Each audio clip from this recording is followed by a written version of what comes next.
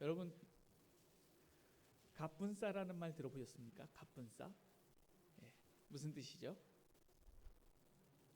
예, 갑자기 분위기 싸해졌다 이런 뜻입니다.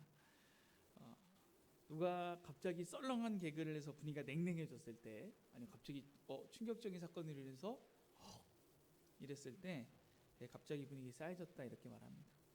오늘 본문이야말로 앞뒤 문맥 살펴보면 갑분싸입니다. 왜 갑분싸죠?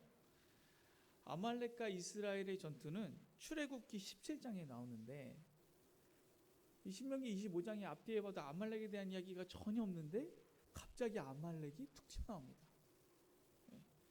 그래서 제가 오늘 본문을 갑자기 분위기 아말렉 이렇게 정해봤습니다.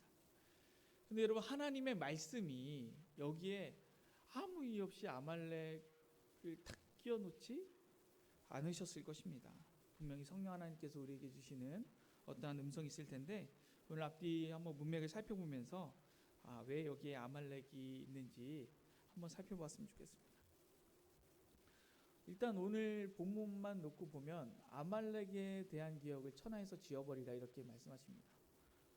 그러면 이 아말렉을 어떻게 해야 되는 걸까요?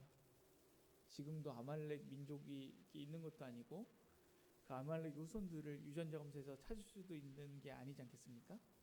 그래서 성경에서 이야기하는 아말렉이 무엇인지 문맥을 통해서 찾아가 볼 텐데요. 오늘 우리가 읽은 본문의 바로 앞문맥은 여러 재판들에 대한 규정입니다. 그리고 그 규정의 핵심은 바로 객과 고아와 가부를 돌보는 것입니다. 한번 신명기 24장 17절에서 22절을 읽어보겠습니다. 시작.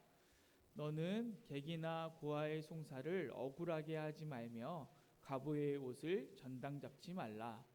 너는 애굽에서 종되었던 일과 내 하나님 여호와께서 너를 거기서 속량하신 것을 기억하라.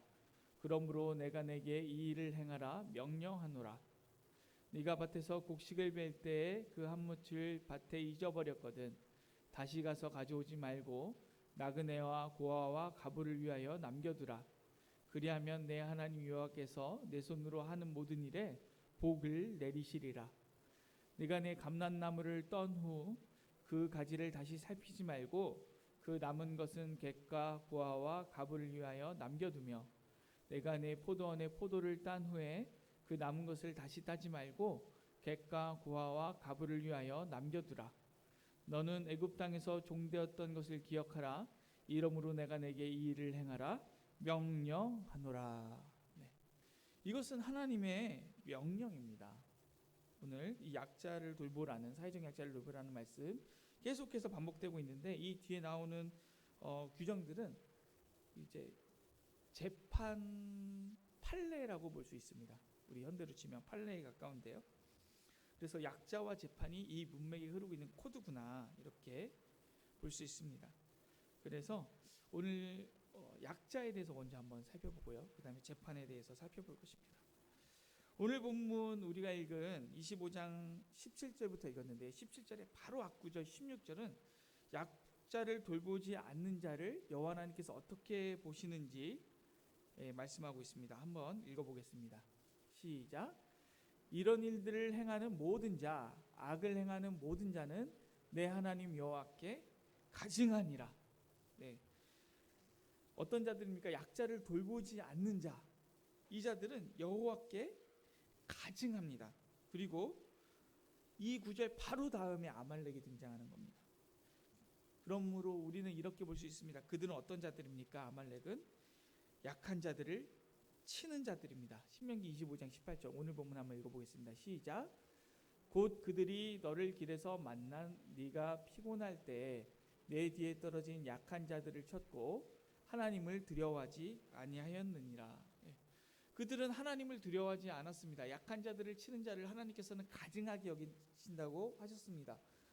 우리라면 하나님께서 가증하게 여기시는 일을 하고 싶지 않을 것입니다.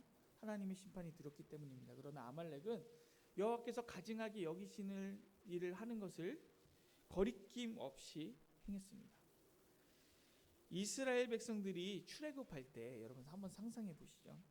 건강한 청년들만 나온 것이 아닙니다. 모든 이스라엘 백성들이 나왔습니다. 그들은 애굽에서 나오기 전에 각기 이웃들에게 은금 패물을 구했죠. 출애굽기 11장 2절 한번 읽어보겠습니다. 시작. 백성에게 말하여 사람들에게 각기 이웃들에게 은금 패물을 구하게 하라 하시더니, 이렇게 은금 패물을 구해서 출애굽을 했는데 그들 중에는 스스로 긴 거리를 걷기 힘든 노인들이 있었습니다. 그리고 아주 어린 아이들, 젖먹이들도 있었습니다. 배가 빵빵하게 부른 임산부도 있었고 그들 중에는 분명 장애인도 있었을 것입니다. 그리고 큰 병을 앓고 있어서 걷는 것이 매우 어려운 분들도 있었을 것입니다. 그들의 가족들이 그들을 챙겼겠죠. 하지만 그들 중에서는 어떤 가족의 도움도 받을 수 없는 고아도 있었을 것이고 과부도 있었을 것입니다. 또 성경에 보면 허다한 잡족들이 따라 나왔다, 수많은 민족들이 따라 나왔다고 되어 있기 때문에 말과 문화가 다르고 의지할 사람이 없는 그런 사람들도 많이 있었을 것입니다. 이들 중에서 피곤해서 뒤에 처진 자들을 아말렉이 공격했고 그들이 애굽에서 받아놓은 은금 패물을 탈취했습니다. 그렇습니다. 그래서 아말렉은 어떤 자들입니까? 여호와께 가증한 자들, 모든 약한 자들을 공격하는 자들의 대표인 것입니다. 그래서 정말로 너 아말렉 민족이냐 아니냐 찾아서 색출해서 없애는 것이 아니라 우리 안에 그의 기억조차 지워버려라. 그래서 무엇이냐면 이 약한 자들을 공격하고 탄압하는 이 기억조차 아예 없애버려라. 그런 일이 없도록 해라. 그런 일을 행하는 자들이 아말렉이다. 이 땅에 아말렉이 존재하지 않게 해라 라는 하나님의 말씀입니다. 우리가 오늘 읽은 본문의 앞부분들을 살펴보면서 약자들이 어떤 존재이고 아말렉이 어떤 존재인지 살폈습니다. 그래서 우리가 이번에는 우리가 읽은 본문의 뒷부분을 살펴볼 텐데요. 후문맥은 제가 지지난주에 일용할 양식과 만나에 대해서 말씀 전하면서 살펴보았던 본문입니다. 만물에 대한 규례인데요. 우리 주님께서는 만물과 셋째 해에 드리는 11조를 가지고 레위인과 객과 고아와 가부에게 주라고 하셨습니다. 그런데 단순히 주라고 하셨을까요? 단순히 이렇게 나눠, 자 배식입니다. 자 모이세요. 그래서 하나씩 이렇게, 자 하나씩 받으세요.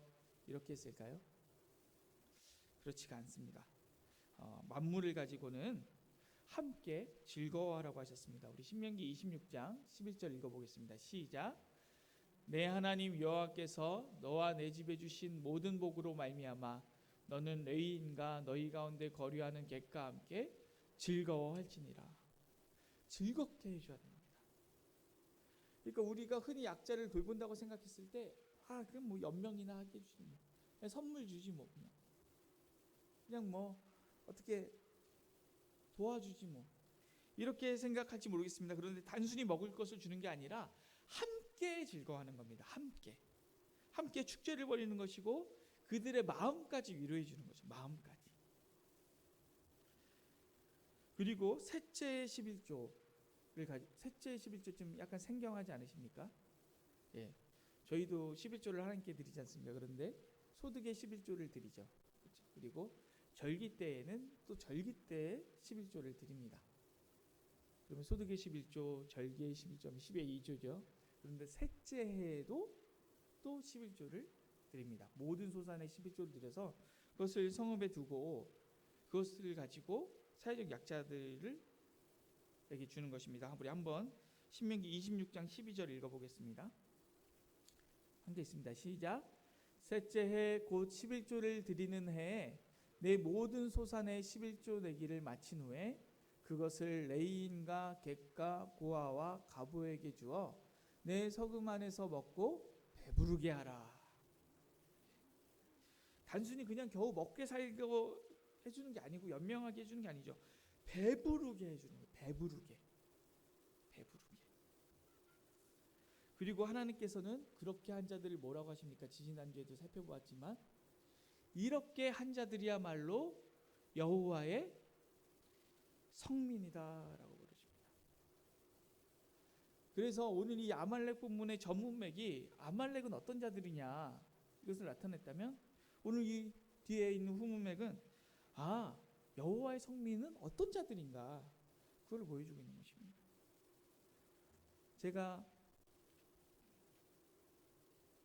이제 사역을 하면서 여러 장학위원회 이제 회의에 들어가게 됩니다. 오늘 기도하신 오정환 장로님 장학위원장이신데요. 예, 저희 교회 장학위원회는 참 은혜로운 것 같습니다. 그런데 보통 이렇게 장학위원회 들어가면은 막 콩닥콩닥 다투시고 싸우시기도 하고 그렇습니다. 저희 교회는 은혜가 넘치는 교회죠. 그런데 주로 무엇을 가지고 콩닥콩닥 이렇게 다투시느냐 보니까, 누구에게 얼마를 어떻게 줄 것인가, 어떤 방식으로 지급할 것인가, 이런 거를 가지고 이제 설전이 벌어지죠. 근데 이제 그 많은 의견 중에 하나는 공부 잘하는 아이들에게 주자, 이런 의견이 간혹 나옵니다. 근데 저는 사실은 그것은 조금 맞지 않다고 생각합니다, 개인적으로. 왜냐하면 그들은 그들의 상을 이미 받았죠. 부모님께 얼마나 칭찬받겠습니까? 선생님들께 얼마나 인정받겠습니까? 친구들이 얼마나 부러워하고 자기 자신도 얼마나 이 자존감이 올라가겠습니까? 그리고 그 공부 잘하는 걸로 다른 데서도 장학금 얼마든지 받을 수 있잖아요. 교회에서는 좀 어려운 친구들 주고요. 또 어떤 친구들 줘야 될까요? 교회에서 봉사를 열심히 하는 친구들 줘야 됩니다. 왜냐하면 공부를 열심히 하는 건 자기 의지로 할 수 있지만 공부를 잘하는 건 자기 의지로 할 수 없거든요. 하지만 교회에서 봉사를 열심히 하는 것을 너 봉사하지 마, 교회에서 봉사하지 마, 이렇게 공부하라고 말리시는 부모님들이 계시긴 하지만, 하고자 한다면 그걸 누가 말리겠습니까? 하고자 한다면. 그런 친구들에게 줘야죠. 교회에서 열심히 봉사하는 친구들에게 마땅히 돌아가야 됩니다. 그런데 사실 이것은 그렇게 큰 문제가 아닙니다. 진짜 큰 문제는 뭐냐면 지급하는 방식이죠. 이 받는 친구들을 교회에서 큰 행사를 할 때 쫙 앞으로 불러가지고 이 지역의 지역구 국회의원까지 불러서 사진을 찍습니다. 그래서 교회를 홍보하고 특별히 장학금을 개인 이름으로 막 주시는 분들도 있어요. 그래서 아무개 장학금에서 딱 사진 찍어서 지역 신문에까지 실습니다. 그러면 그때 장학금을 받는 친구들이 기쁨으로 이렇게 받으러 오느냐? 그렇지가 않아요.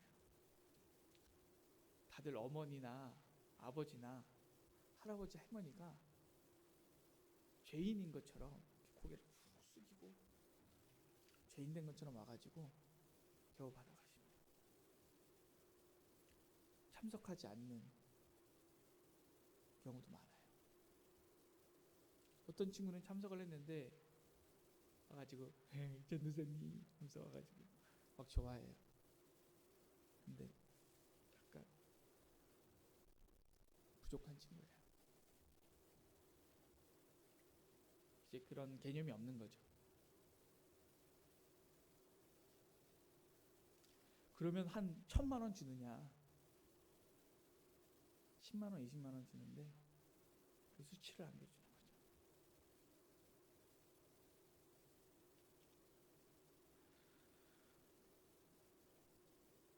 함께 즐거워하라 그랬는데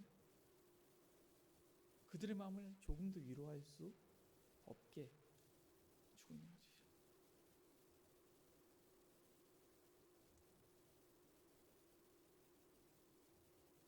함께 즐거워할 수 없어요.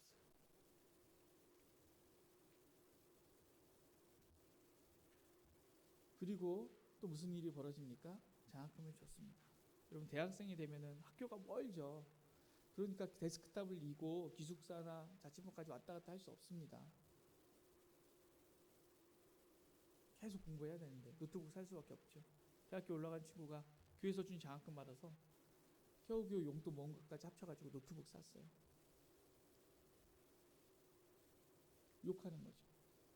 장학금 받아가지고 노트북이나 사던데 등록금 안 내고 사면 안 됩니까? 공부하는데 필요하잖아요. 어떤 친구는 초등학교부터 고등학교 3학년까지 그 어려운 환경에서 열심히 공부해서 대학 간다고 단 한 번도 여행을 가본 적이 없어요. 집이 너무 가난해서.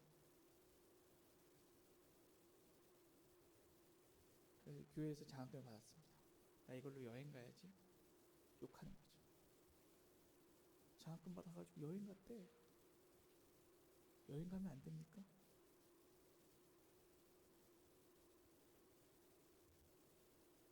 여행 가면 왜 안 되죠?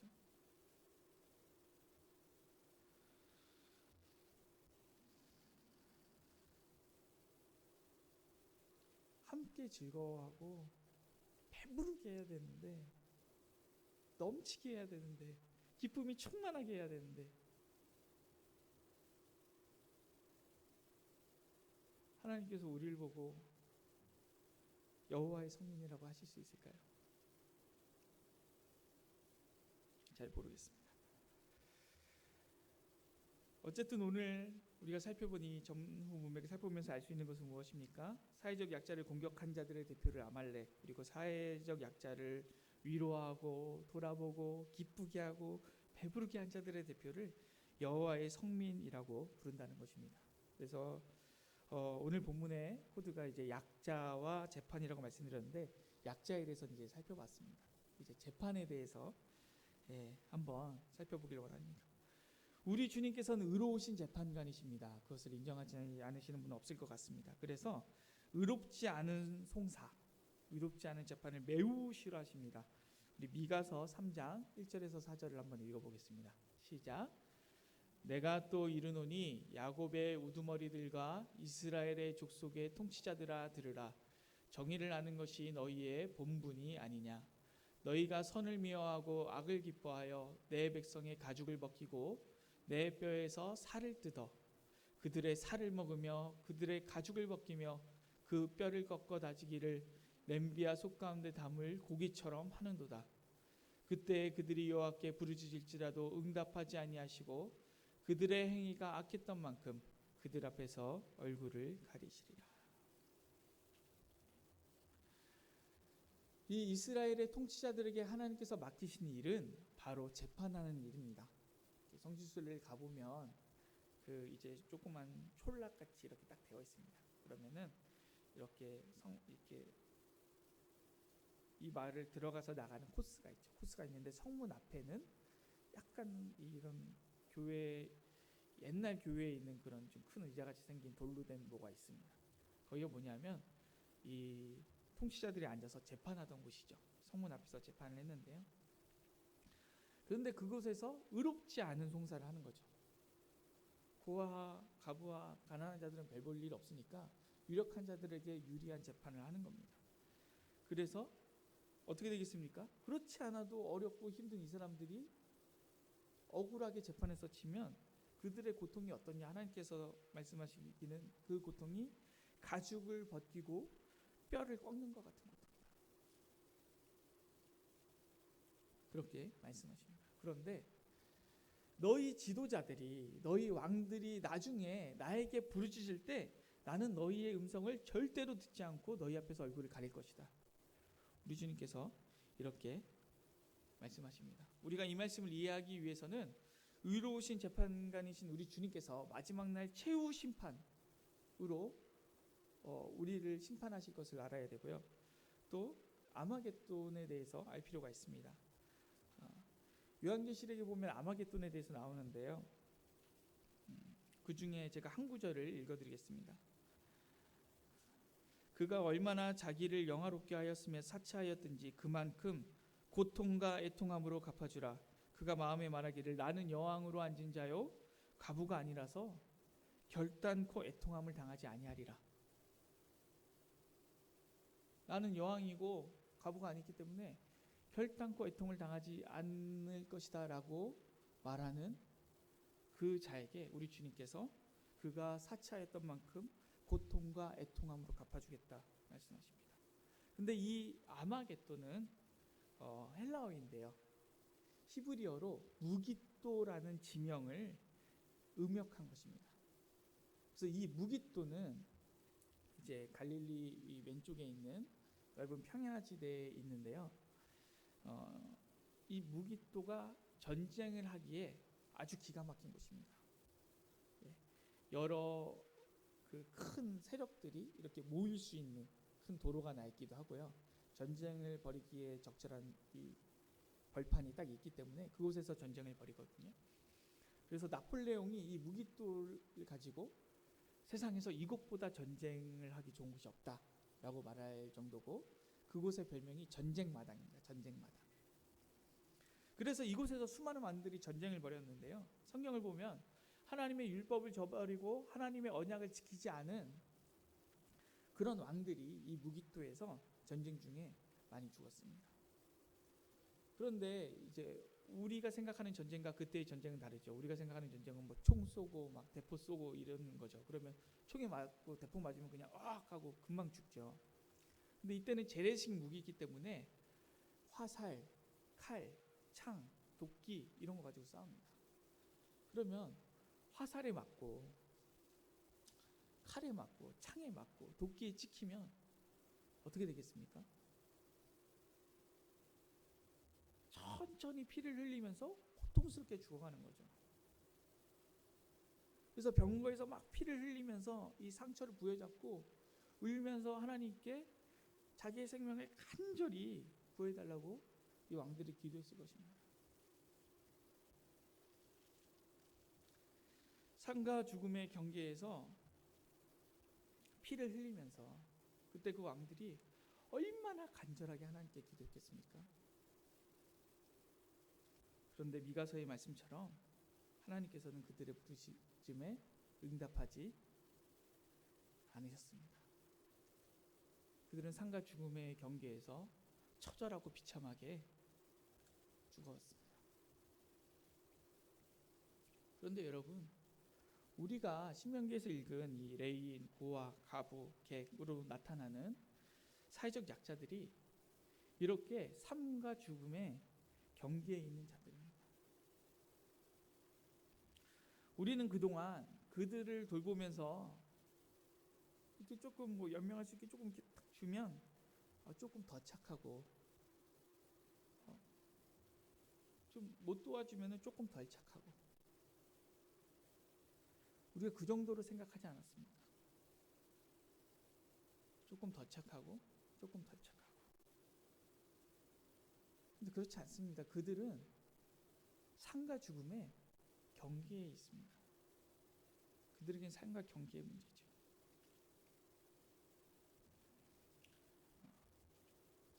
제가 제 삶에 있었던 예화를 하나 드리고자 하는데요. 제가 지지난주에도 말씀드렸지만 저희 집이 굉장히 어려웠습니다.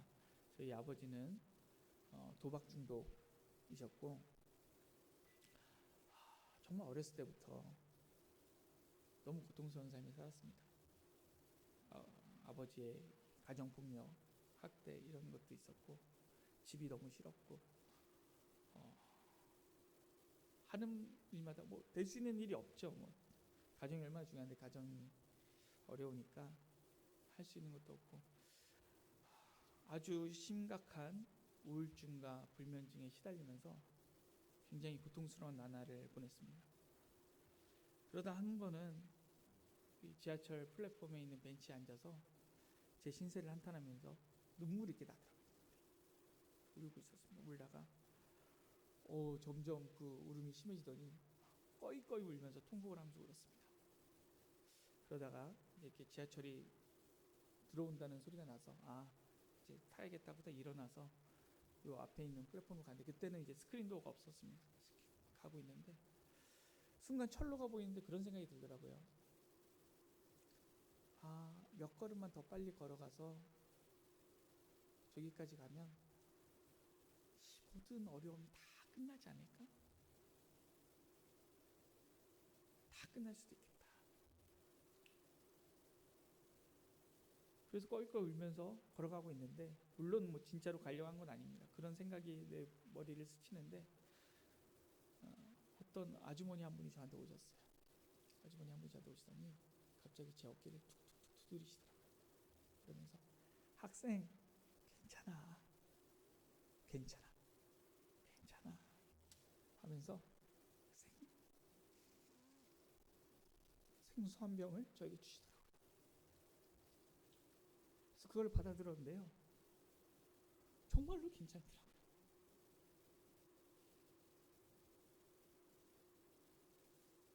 정말로 괜찮더라고요. 여러분, 삶과 죽음의 경계에 있는 약자에게 배부르게 하고 즐겁게 하는 것이 어떤 대단한, 우리가 많은 헌신을 하자고 하는 것이 아닙니다. 하나님께서는 소자에게, 작은 자에게, 약한 자에게 냉수 한 그릇 준 그 상을 결단코 잊어버리지 않겠다고 하셨습니다. 그래서 저도 그 순간을 절대로 잊을 수 없습니다. 가끔 그분이 생각날 때마다 늘 기도합니다. 하나님, 제가 그분 얼굴도 모르고 이름도 모르고 아무것도 기억나지 않습니다. 하지만 그분 꼭 예수 믿고 구원 얻게 해주세요. 그분이 삶 가운데 어려운 일 당한다면 주님 꼭 도와주세요. 꼭 은혜 주시고 그분 꼭 형통하게 해주십시오. 늘 기도합니다. 삶과 죽음의 경계에서 이 생수 한 병이 삶으로 인도할 수 있는 거죠. 지난주에 제가 일용할 양식과 만나에 대해서 설교를 했습니다. 그리고 통장 잔고에 동그라미 하나 더 채워놓고자 하는 이 마음, 하나님께서 그 썩는 만나를 보고 벌레 생겼다, 냄새 난다 하시는 그 마음 같아서 내가 너무 마음이 아팠다고 한 그때, 저희 교회에 가끔 오시는 노숙인 한 분이 계십니다. 또 오셨더라고요. 하필 그날. 그래서 제가 어떻게 하지 하다가 5만 원짜리 하나를 제 지갑에서 꺼내서 봉투에 넣어가지고 드리려고 하는데, 그 봉투에 넣는 순간 이렇게 그 5만 원 끄트머리를 딱 보셨어요. 그분이 그걸 보시더니 갑자기 펑펑 우시더라고요. 고맙다고. 그래서 제가 그걸 드리고 너무 우시길래 안아드렸습니다. 안아드리고, 진짜 겨울이라 너무 추운데 따뜻한 데 가서 주무세요. 자기 사우나 가서 자겠다고 너무 고맙다고 하고 가셨습니다. 그러고 나서 제 머릿속에 드는 생각이, 그분이 가셨는데 저분이 5만 원이면 한 주일 동안 6밤 정도는 사우나에서 주무실 수 있겠지. 근데 밥은 뭘 드시지? 그 생각이 들더라고요. 그래서 제 지갑에서 10,000원짜리랑 1,000원짜리를 싹 꺼내서 대략 5만 원 넣고 10만 원은 안 되는, 세보진 않았지만 그 정도를 꺼내가지고 막 뛰어갔습니다. 막 뛰어가가지고 손에 쥐어드렸습니다. 어르신, 따뜻한 거 드세요. 바꿈치 마세요. 너무 춥습니다. 또 펑펑 우시더라고요. 그래서 감사하게도 늘 돌봐주시는 이 목사님과 저에게 이렇게 편지도 하나씩 보내주셨어요. 저희가 앞으로 그분들을 계속 도울 기회가 있을 수도 있을 텐데,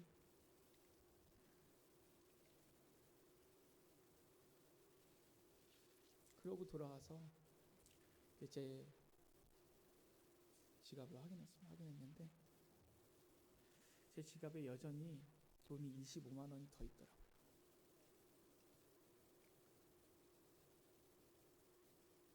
교회에서 도서비는 현금으로 주시는데 저는 다 인터넷으로 사니까 그게 늘 쌓여서 지갑에 좀 현찰이 있거든요. 근데 그렇게 죄책감이 들더라고요. 내가 너무 부자구나. 내가 아직 너무 부자구나.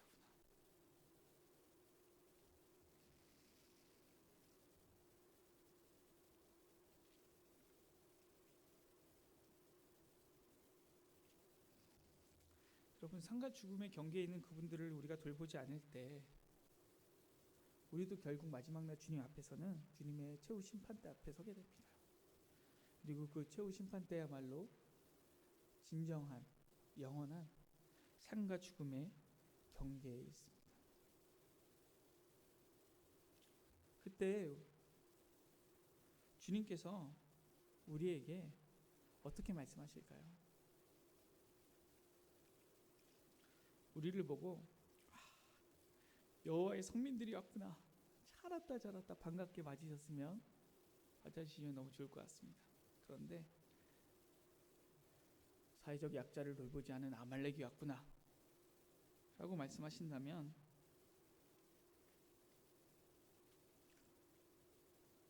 제가 설교 처음 시작할 때 갑분싸, 갑자기 분위기 아말렉, 농담처럼 얘기했지만 절대로 웃어 넘길 수 없는 아주 참담한 그런 순간이 될 것입니다.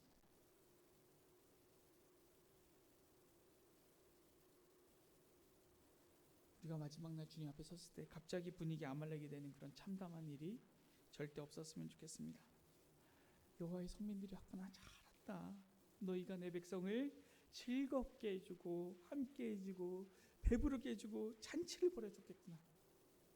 너무 잘했다. 내가 이제부터 너의 모든 아픔과 너의 모든 눈물을 씻어주고 천국 잔치를 베풀어주마. 마지막 날 주님 앞에 섰을 때 그 음성을 들었으면 좋겠습니다. 기도하겠습니다.